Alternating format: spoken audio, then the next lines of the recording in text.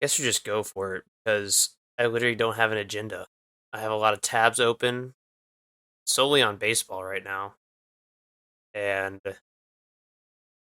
my mic even? My mic is on, so I don't know where to go from. I'd like to probably hear myself talk too, so you might get the ear, see the ear out here. Welcome to an unnamed podcast. Ryan, my buddy Ryan Galloway was supposed to join me, but he's MIA, and I'm not even going to bother trying to get a hold of him. Uh, I thought that was him texting me, but it's not. And so it's just me tonight, and he might never show up, and this could just be a solo thing. That's on him. So Ryan, when you watch this, get your game up. Anyways, welcome to the Unnamed Pod. I I'm your host, uh, or co-host. I don't know. Will Glover is my name. I was thinking about naming it Glow Nose, but that's kind of cringe, and I don't want to take anything away from Bo Jackson. So, that being said, it's just like any other thing.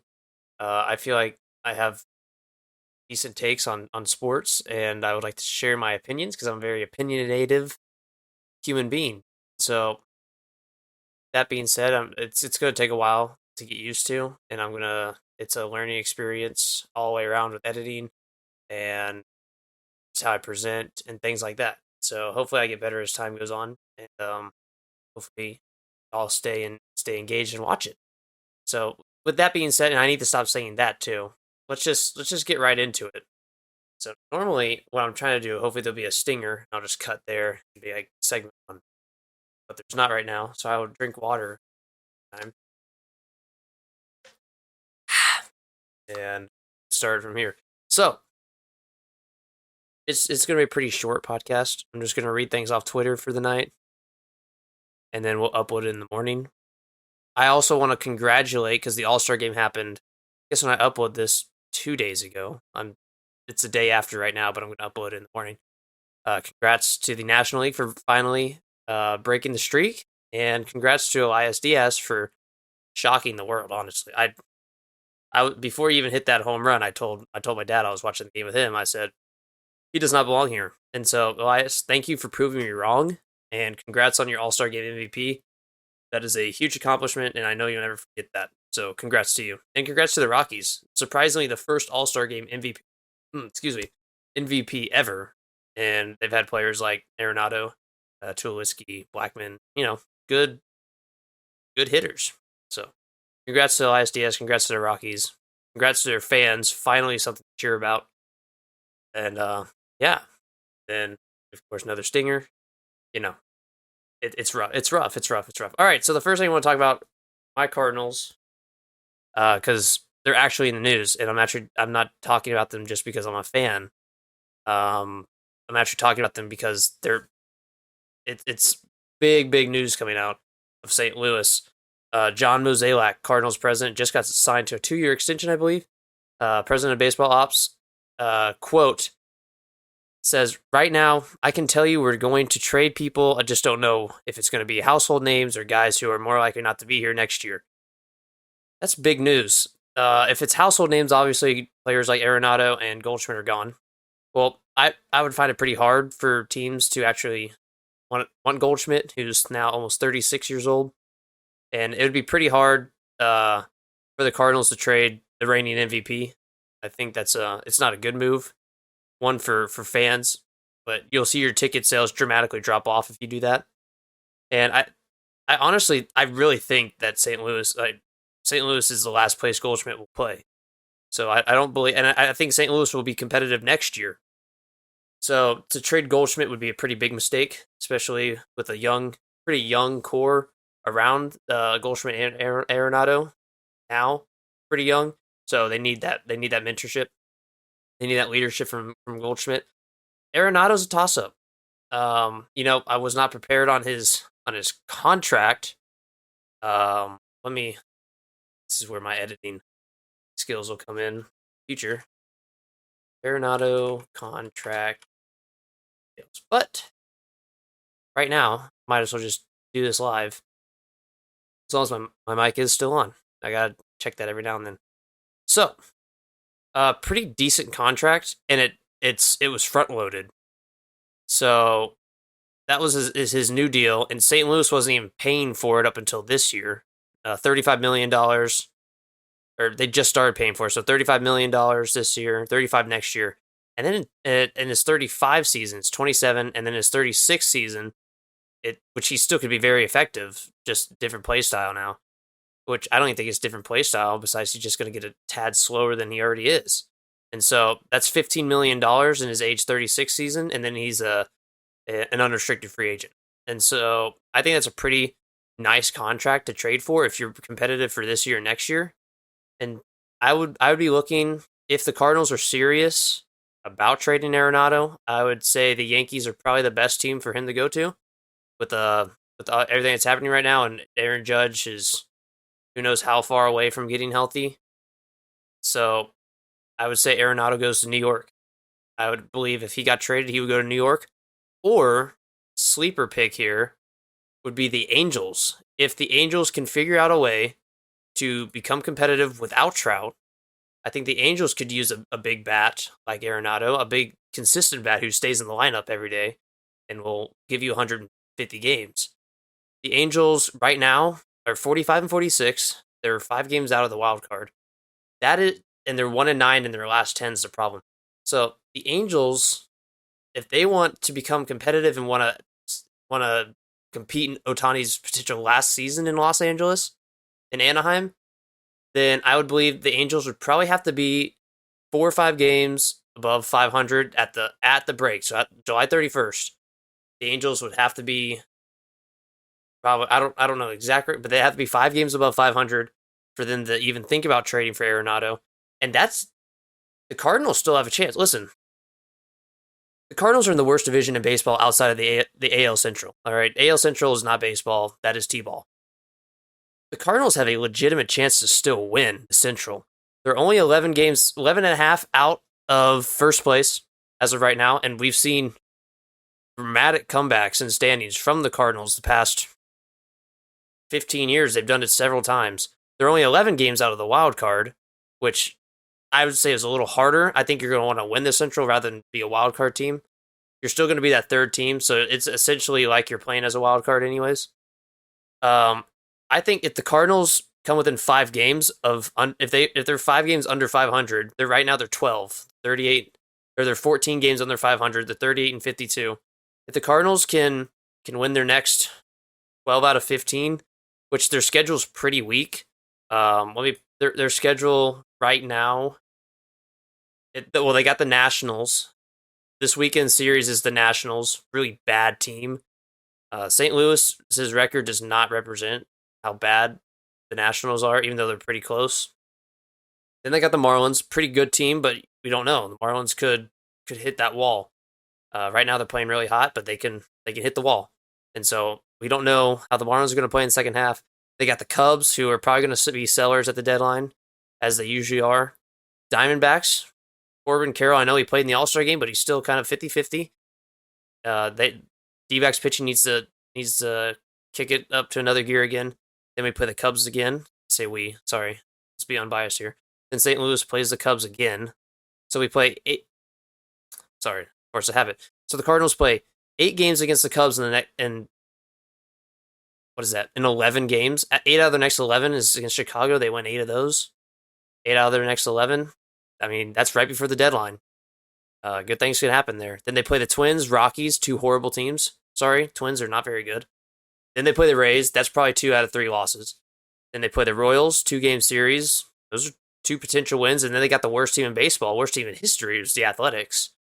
Then the Mets, who've been playing really bad. Pirates, Phillies, Padres, all at Cardinals level, honestly. Just very mid, not competitive, not very intriguing teams to watch.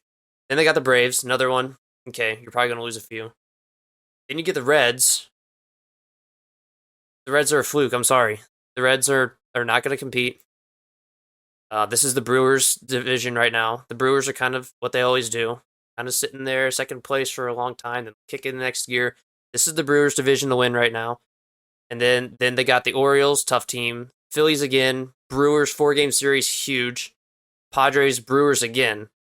And then the Reds to close off the season. this is a very winnable division. If anything, Mosaic's quote saying they don't know if it's going to be big names. They could be trading for big names. Now, it hasn't happened in years past. Like biggest biggest trades we've gotten has been Jose Quintana and Jordan Montgomery, who's been the Cardinals' best pitcher this year. But I mean, when you look at it, if the Cardinals can be close within 500 by the All-Star break, then they got a pretty good shot to not be sellers, but to be heavy buyers and revamp that whole pitching staff. Really, the offense is not an issue. Top 5 offense in baseball. They're kind of streaky, but it's kind of hard to perform well when you're down 5-0 in the first inning. And it's also hard to perform well when you're up by 2 runs in a late inning game and you're kind of going, slowing it down, things like that. And then your bullpen goes and blows it. You're like, okay, well, now we got to get back up. So it's really, this whole season obviously has been on the pitching staff. And there's really no other excuse. But if they can find a way and the Cardinals can revamp that bullpen and the starting pitch. Starting pitching has been a lot better past month. But if they can revamp that bullpen, which has been a huge thorn in their side, they got to get rid of Gallegos. And Palante's got to get DFA'd. He has no trade value. So I would say Cardinals need to watch out for that, for sure. But I'm probably going to put a bet on St. Louis. If I was a betting man, which sometimes I am, I'll bet that St. Louis probably does end up winning the Central. So something worth noting. It's only 90 games. They're 91 games in. Anything can happen. They got 70 left. They got 70 plus left, something like that. So we'll see. All right. So my next thing I wanted to talk about. Oh, I also wanted to talk about. Where was it? I think I saved it. Oh yeah, this is back on the Arenado, Edman thing. Yankees fans, and I will make sure this tweet gets put up in front of my face as I read it. Here's one tweet from a Yankees fan saying Yankees get Arenado, Nootbaar, or Edman. Cardinals get Burrito, Pereira. I don't even know how to say some of these names because they're so not household names and they're just not very. They're great players, best players, but they're not major league. Oswaldo Cabrera, King's good.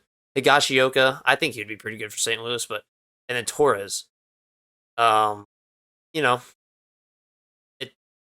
Personally, it's a bad trade. But, Yankees fans think they can make any mock trade and get away with it and say, oh, this is a good trade. We get Ohtani, you get Kyle Higashioka. I think that's a pretty good trade-off. That's a Yankees fan. So I just thought this was funny. Funny tweet. Twitter's fun. Twitter's fun to watch. So, yeah. All right, now we go next. Can I do like a... Can we do a slide like that? Anyways, we'll see. Whoosh. All right, so my next thing I wanted to talk about was Fox Sports came out with their mid-season awards, and I'll post every single one as I'm talking about them. They had 4 voters. I actually have no idea who the voters were. It doesn't say, but they also let the fans vote on it, and it's pretty consistent. So yeah.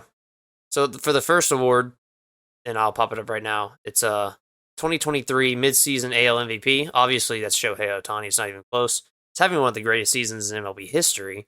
He's already had a 6.5 B-WAR at the All-Star break, which means he's probably going to get close to 11 or 12 if he stays healthy. This is all predicated on he's got to stay healthy, which he's known to kind of battle with injuries towards the end of the season, just like Mike Trout, who's on the injured list, just like a few others. Ronald Acuna's been battling the injury bug the last few years. So we'll see. Which brings me to my next one. NL MVP. And actually, I'm sorry, I just realized this is just options. Obviously, Shohei Ohtani is the unanimous AL MVP. But for the next one, this is for fan voting. They have Ronald Acuna, Freddie Freeman, Mookie Betts, and Corbin Carroll. This is clearly Ronald Acuna's award. He's going to have a 40-80 season potentially, which obviously never been done in history. And if it is done, it'll be wildly impressive, but it'll be overshadowed by the season that Shohei Ohtani's had, which is a real shame because Acuna deserves to have just as much recognition as Ohtani does, but of course he's not going to get it because right now baseball is in desperate need of the face of the MLB. And since Aaron Judge has been injured, Ohtani is pretty much right now the only thing they can go to. in a big city, even though it's the Angels, still got that big city name, Los Angeles. So, and he has the whole country of Japan behind him. So Otani's the face of the MLB. It's not even close. But Ronald Acuna's having a great season. He's my midseason NL MVP. And obviously, if he stays healthy, he's going to win the MVP in the National League. He should have won it before he got injured, 2021. He was having a great season then. He's having a better season now. I hope he stays healthy because Ronald Acuna being healthy is great for baseball. And it's great for the Braves because then the Braves and Astros will probably have another World Series. In which, with Acuna, you never know. I think the Braves are front runners right now for the World Series, but I'm going to stay away from that right now because you never know. This is baseball, and baseball is insane. So for the next one, they have NL Rookie of the Year, and they only got two, Corbin Carroll and Elly De La Cruz, which he's only played, 20 games? I know they've been 20 amazing games, but we got to slow down here real quick because he's going to slow down. Every rookie does. And as fun as he is to watch, Statcast Merchant, I mean, great player to watch. We need to slow it real quick because Corbin Carroll's been having an amazing rookie season, and I don't think there's anyone close to him right now. Even though 39% of Twitter voters, Twitter, whatever, 39% of them believe that De La Cruz is the MVP, is Rookie of the Year. He's not. Corbin Carroll's been put up much better numbers over a much longer stretch and has already proven to everyone that he can compete on a major league level consistently. He's an all-star starter. He's done everything that qualifies. See, he's even an MVP candidate. I would say more so than Freddie Freeman right now, but that's a different discussion. So Corbin Carroll, National League Rookie of the Year. It's not close. Now here's a closer one. And then after, so we have our National League Rookie of the Year. We go down to our American League Rookie of the Year. It is a little closer. I still think this belongs to Young. It's between Josh Young and Masataka Yoshida.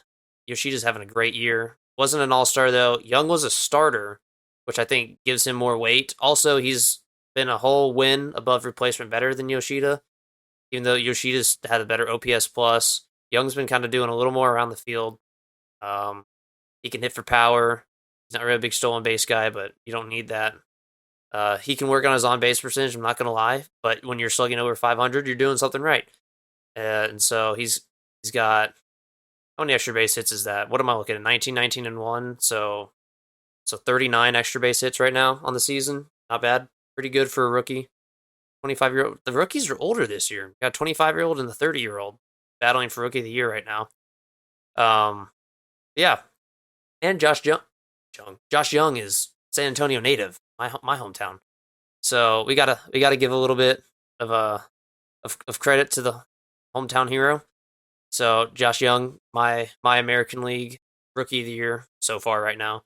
Glad he's playing in Texas. It's where he belongs. He went to Texas Tech, which I'm not a big fan of Tech, but it's kind of every kid who grew up here wanted to play for the Rangers or the Astros. So he's getting to live his dream. So congrats to Josh Young and Yoshida on great seasons. But Josh Young is my American League Rookie of the Year. And we got two more, and then we got, which this is a tough one, the National League Cy Young, because I believe this could be any the four picks: Zach Gallen, Spencer Strider, Clayton Kershaw, and Marcus Stroman. I would kick Kershaw. I'd kick Kershaw out of the conversation simply because he's gonna get injured. They're gonna cut him off. He's obviously the greatest pitcher I've ever seen in my lifetime in terms of just career. Obviously, I was alive during the Pedro Martinez era, but I don't remember very well. Clayton Kershaw's the greatest, is the closest thing I've seen to perfection in a major league pitcher. I believe it's between Gallen and Strider, but Stroman's a good dark horse, especially if he gets traded to if he gets traded to an American League team, his run at Cy Young's over. But if he gets traded to a National League team, I think he can elevate his stats a little more, put him around a better team. So, but I think right now, it's Zach Gallen's award. Cardinals legend Zach Gallen, who's turned himself into not just the ace of the Diamondbacks, but one of the best pitchers in baseball, obviously, because he's my front runner for the award right now. But it's between Zach Gallen and Spencer Strider. Strider's having 15 strikeouts per nine, which is an insane stat for a starting pitcher. Once he passes a certain threshold, he's going to be the leader all time in strikeouts per nine for a starter. So Strider, his stuff is insane. So he's definitely a close second, but Gallen has it right now.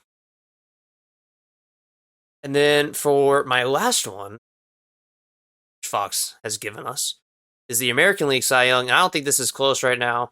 It's between Garrett Cole, Framber Valdez, Shane McClanahan. I'm having a tough time pronouncing names today, and Nathan Eovaldi. I like the Nathan Eovaldi pick simply because he's turned his career around. He was battling injuries for a little bit, and he went to the Red Sox, wins a World Series, struggles again. He's back. He's the pitcher that everyone wanted him to be. He's having a great year for the Rangers, who are the Miracle Rangers right now, playing well, first place in one of the tougher divisions in baseball, excluding the Athletics. And yeah, I like. I'm not a Rangers fan, but I do like the hometown teams. I have an affinity towards them. Nathan Eovaldi would be the fan pick. He's a fan favorite, but it's Garrett Cole's. It's not even close. Leading baseball in pitching WAR. Absolutely dominating. He's keeping the Yankees in the playoff hunt right now without Judge. Every fifth day, they're getting a win right now. Garrett Cole's kind of put that team on his back every fifth day. So Garrett Cole is the clear choice. And we'll be looking. I mean, Framber Valdez and McClanahan, great pitchers. They don't come close to Garrett Cole's greatness right now. He's clearly the best pitcher in baseball, and it's really not even close. So Garrett Cole's my American League Cy Young for this season. All right, so I got two more things, and they're pretty quick. I wanted to talk about some of the draft picks first off, and congrats to all who were drafted in this year's draft a couple days ago. Some people I know have been drafted. People I used to play with, which is pretty cool to see. I grew up playing with them. Great players, great guys. So congrats to them. Couldn't have the better people. Just huge accomplishment. It's a call I always wanted and never got, but I'm glad other people get that chance. So enjoy it, celebrate it, and get back to that grind. Want to see you play in the MLB. Want to see all y'all play in the MLB. At least someday. Live out every little kid's dream. So congrats to them. I do want to talk about some of the draft picks, in which I thought were obvious choices, but still doesn't fit your needs and is a little risky. First one would be Pirates picking Paul Skeens from LSU, who's a fantastic pitcher. One of the best college pitchers I've ever seen. Could top out at 103, 104 as a starter. He struck out about over half his batters in conference play, in the best conference in college baseball. It's just super risky to take a pitcher number one overall. It always has been, and it always will be. Just because you never know. Injuries, pitchers very susceptible, especially when they throw as hard as Skeens does. Anything can happen. I wish nothing. I hope he stays healthy his whole career, but we got that Jacob deGrom thing, back at the head. Is this the next Jacob deGrom? The guy's got electric stuff. Injuries. Overall, it's the pick you have to make. Obviously, the best player in college, one of the best players in baseball, excluding professional. I would say excluding it, AAA up. Honestly, I think he's AAA. I think he's AAA ready already. But that's not for me to decide. That's for the Pirates to decide. Pirates are good at drafting pitchers and then trading them away. So you never know. This could be another Garrett Cole or James Taillon thing. So yeah, Paul Skeens, great pitcher. Pirates. I hope it goes well. I really do, and I hope to see Skeens pitch against my Cardinals pretty soon. That would be pretty cool. Not fun because no one wants to face 103 from a starter, but pretty cool to see. So, congrats to the Pirates for drafting one of the best pitchers I've seen on the collegiate level. Another pick, which actually came to everyone's surprise, was I have it up here because it's tough to remember all the names. There's 20 plus rounds, 15 plus rounds in the draft, so it's tough to remember everything. The Athletics at 6. A's doing the A's thing. They picked Jacob Wilson from Grand Canyon. He's a really solid player, really tough to strike out. His pop is not there for major league level, but he's a pretty good defender. I think there are probably better options, but once again, for me to say that it's kind of asinine. It's really dumb because these guys are the best of their craft. But I feel like there were a few better picks than Jacob Wilson. Nothing on him. He's a great player. Also, the Athletics, do they need another infielder in their farm system? Probably not. I'd say probably go to pitching since that's what they're really struggling in. They had there's a few out there. If I scroll down here, players that kind of fell. Hurston Waldrep from Florida, he was there. Noble Meyer even, he fell at 10. So I feel like there were some decent pitching prospects that the A's could have picked up, but no shame in that. Congrats to Jacob Wilson for getting picked higher than where he should have gone. That's obviously a lot more money for him, so congrats to him. Still a great player. Watched him a few times. Goes to my rival school, so he pretty good to pretty cool to see. His dad was in the big league, so he's got pretty good knowledge of the game, I would say. Great defensive player. His bat's just not there yet, but you can train that. It's hard to train good defense. It's pretty easy to train a bat, especially he was one of the toughest to strike out. So he has plate discipline. It's just can he put some once he puts the ball in play, can he get past outfielders? So Athletics, not what you needed. Pretty good plate discipline. Pretty good hitter, just not strong. Not major league strong right now. So Jacob Wilson, congrats on being drafted. Got nothing against you. I just feel like the A's probably should have gone somewhere else, and you probably should have fallen to the Royals. Royals, even though they have Bobby Witt, they could either move Wilson or Witt to one of the other spots in the infield. They do need another infielder besides Bobby Witt, or even the Rockies. Playing in Coors Field would really help out. It'd really help out on the power numbers. So, looking again, congrats to Jacob Wilson, his family. Athletics, not a bad player, obviously. Not a bad pick, but just not what you needed. So, with that being said, A's probably could have done better. Okay.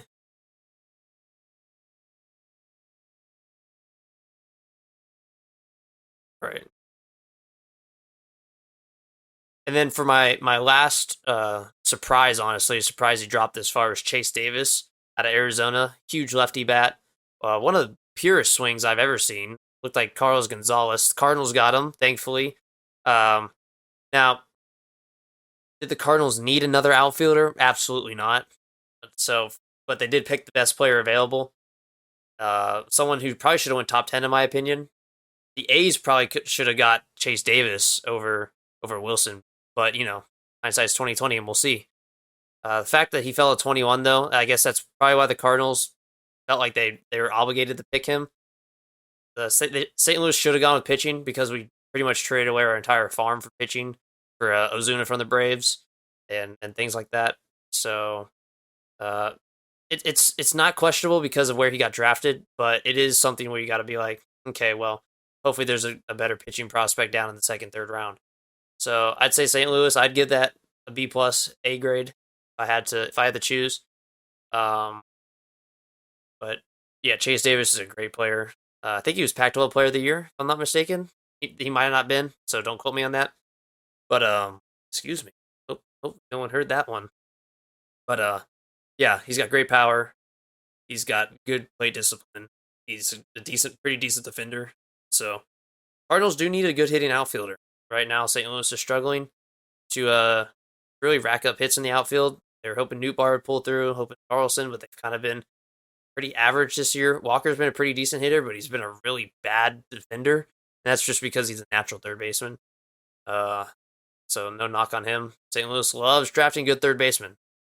But it's tough to transition into the outfield, especially when you've been playing one position your whole life and they expect you at the highest level of baseball to play a position you've never played before. So no knock on Jordan Walker for that. Great hitter, but leaves a lot to be desired from in the field. All right, last thing. MLB announced, I think yesterday, for the All-Star game, I believe. They're playing in 5 new locations. So they're going to start the season, Dodgers and Padres. I got this reading out here, March 20th, 21st, in Seoul, South Korea, which is awesome. Baseball is just growing so much, and it's now reached the Koreas. South Korea, more specifically, has not reached North Korea. So don't quote me that it's reached there, because it has not, and it probably never will, unfortunately. But Dodgers Padres, March 20th, 21st. It's MLB season opener, and they'll probably go back and play a few games of spring training afterwards. It's that weird setup they always got. So that's big for South Korea. It's gonna be fun to watch. Maybe Otani, even though Otani's from Japan, they're gonna get a lot of. I mean, that's pretty close for Japanese fans to travel over. I don't know how customs and things work, but I think that'd be pretty cool that Japan would be pretty close to see their hometown guy if he was on the Padres or Dodgers at that point in time. But they also got Ha-Seong Kim, who is a South Korean, so that'll be cool. See him play for the Padres as long as he's still on the Padres by then. And then next series is Mexico City, Astros and Rockies. This is good for Mexico because Houston's pretty close to there, and a lot of Astros fans. It's a lot of Dodgers fans. I feel like this should have been Astros Dodgers. Would be a pretty good series, but it's Astros Rockies, and so that's not too bad. That's April 27th, 28th. Again, Mexico City series is doing well. Good for baseball. Then we travel to London across the pond. That's always a fun series to watch. Cardinals and Cubs split, I think, this year. Yeah. Wainwright had a bad start, and he wrapped it up second time. So that's a good series. Unfortunately, it's Cardinals Cubs this year. Two pretty bad teams. Mets and Phillies next year. Hopefully they're putting this year in the past, I should say, because it's been rough for all those teams. Really just underperforming. A lot of underperforming and overperforming teams. No one's really playing consistent except for the Astros, ironically enough, and the Braves. Those are our only two consistent teams right now. And Tampa Bay, they're always. But I'm getting off track. Let's focus here, because now we have spring training games in the Dominican Republic. Red Sox versus Rays, which is really cool. Big Red Sox fan base down there. This is one I believe St. Louis probably should have been in, because big Red Sox Cardinals fan base because of Ortiz and Pujols. So yeah, I feel like that's probably where it should have been. But Red Sox Rays, still a great matchup. It's a spring training. I wish it was an actual season game, but it's not.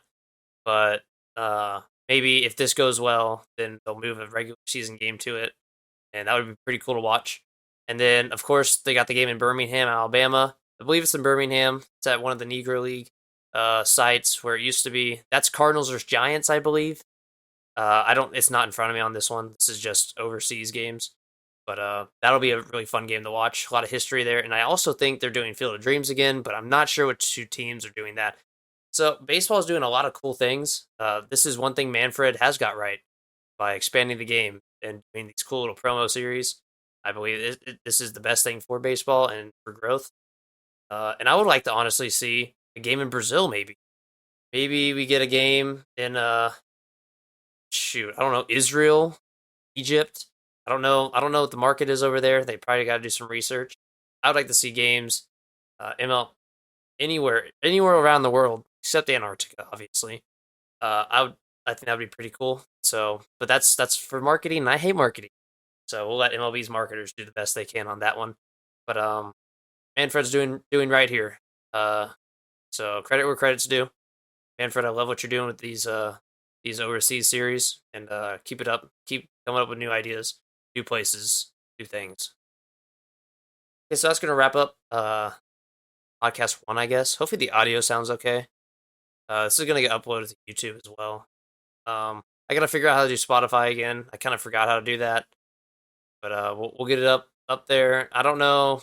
I have to create a whole new account on that, so Spotify might be delayed, but I know it's gonna go up to my YouTube. I'm gonna try to post clips if I can. I'm first gonna edit this video, and then I'll edit that video to another one.